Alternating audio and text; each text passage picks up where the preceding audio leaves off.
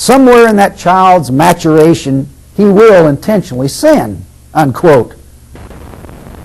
In other words, we're supposed to believe that although he has not sinned at the start, he'll do so later. At the moment he sins, he will become guilty, and not a moment before. Unfortunately for wood, this ruse will not hold water because it flies in the face of Scripture itself. Wood is trying to escape through the back door by saying people are not sinners until they can and do sin at some point in their development. But all he needs to do to see the anti-biblical aspect of his stance is to read Romans 5:12, in which Paul states, quote, "Wherefore, as by one man sin entered the world, and death by sin, so death passed upon all, for that all have sinned," unquote. Notice it says everyone sinned the moment Adam sinned, not later. Have sinned is past tense. It's a done deed. When he did it, we did it. And Psalm 58:3 states, quote, "The wicked are estranged from the womb. They go astray as soon as they be born, speaking lies."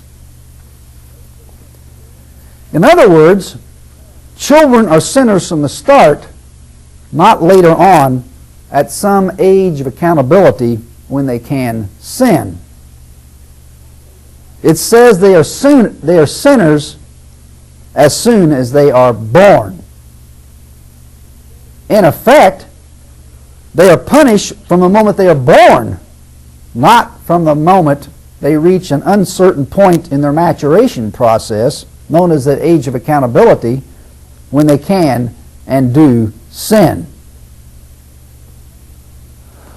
On page 113 in the book entitled "I'm Glad You Asked," Ken Boa states, quote, "We have established the cause of evil to be the disobedient choice of man," unquote. Notice he says man, which is clearly false, because it was the choice of a man, not humanity in general. Mankind didn't sin. A man did. Defenders of the book repeatedly tried to shift the burden onto the shoulders of all people. Their apologetic writings reek with this subtle alteration in blame. To close out this question and further corroborate the injustice of everyone being punished for what Adam did, we'll turn to a book entitled "So the Bible is Full of Contradictions" by apologist Carl Johnson.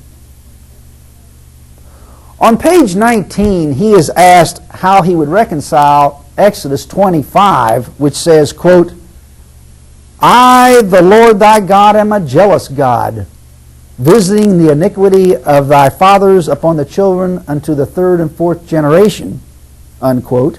How he would reconcile that with Ezekiel 18:19-20, which says, quote, "The son shall not bear," notice it says not bear, "the iniquity of the father, neither shall the father bear the iniquity of the son," unquote.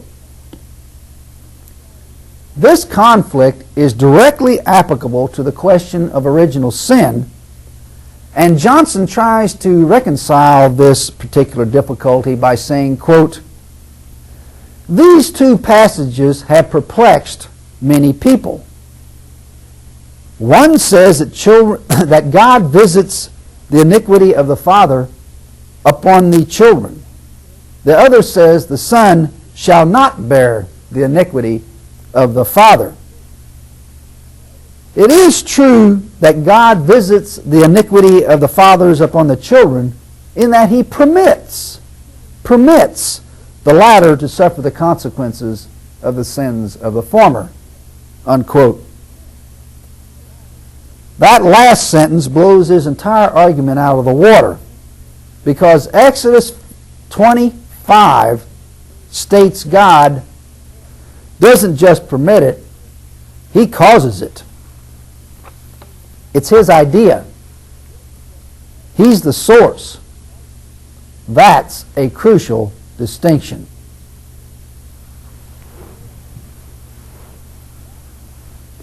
The third question in our pamphlet says God created Adam, so he must have been perfect. How then could he have sinned? In the book entitled Know Why You Believe, apologist Paul Little addresses this very issue. On page 80 he says, quote, "We must never forget that when God created man, He created him perfect. Man was not created evil. He did, however, as a human being, had the ability to obey or disobey God. The first man rebelled against God," unquote. But how could he have rebelled when he was created perfect? Regardless of how much free will he had, if he chose to rebel, that would clearly prove he was not perfect.